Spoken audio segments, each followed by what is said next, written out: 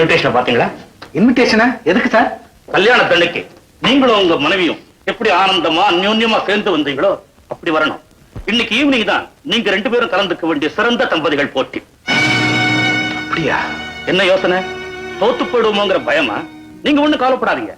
அந்த போட்டியில நீங்க தான் ஜெயிக்க போறீங்க, ஜெயிச்சே ஆகணும். இதுல உங்க கௌரவம் மட்டும் இல்ல, உங்களை ப்ரப்போஸ் பண்ண என் கௌரவம் அடங்கி இருக்கு.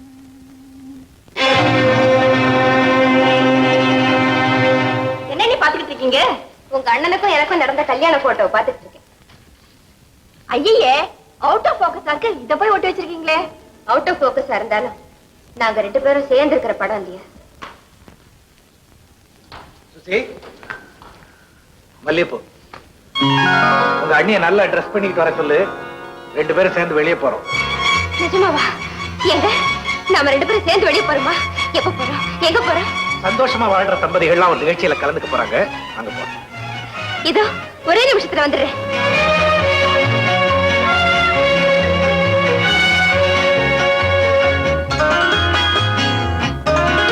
எல்லாம் வெறும் நடிப்புதான். நடிப்பா? ஆமா சுசி, சிறந்த தம்பதிகளுக்கான போட்டி ஒண்ணு நடக்குது. அதுல நானும் அண்ணியும் அந்யோன்யமா வாழ்றதா நடிக்க போறோம். அப்படி சிறப்பா நடிச்சா பரிசு கிடைக்கும்.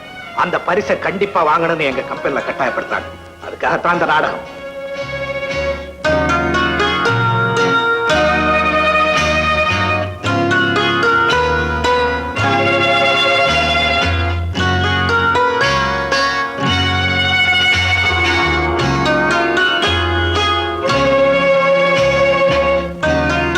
சுசி, அங்க வந்து இப்படி அழுதுகிட்டு இருக்கக்கூடாது.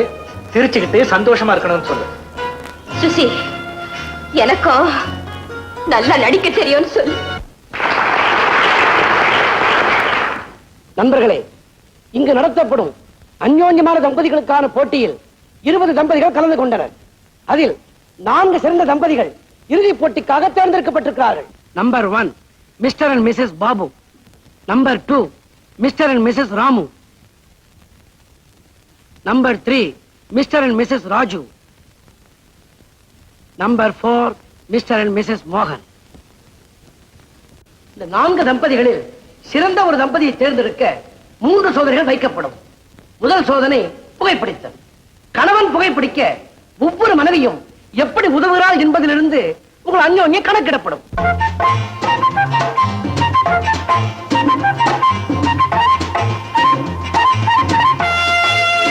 Thank you.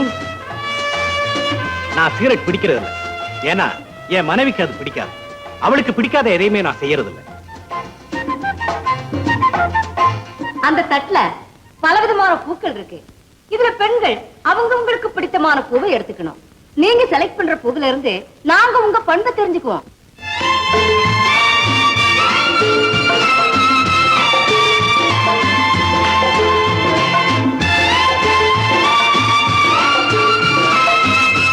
You have chosen the right flower.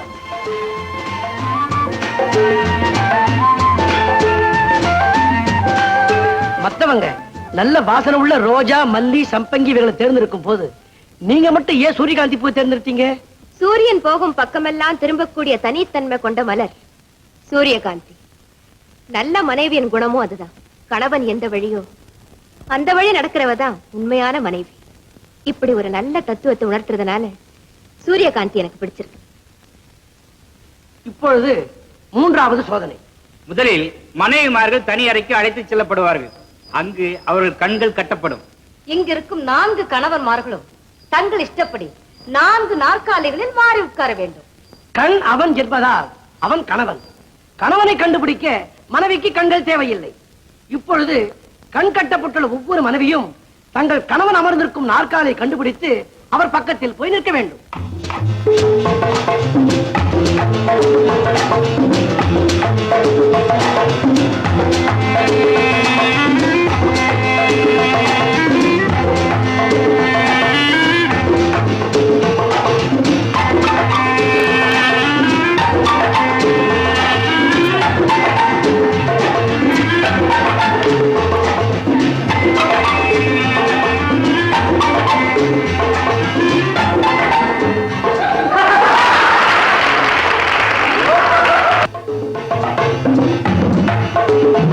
Thank you.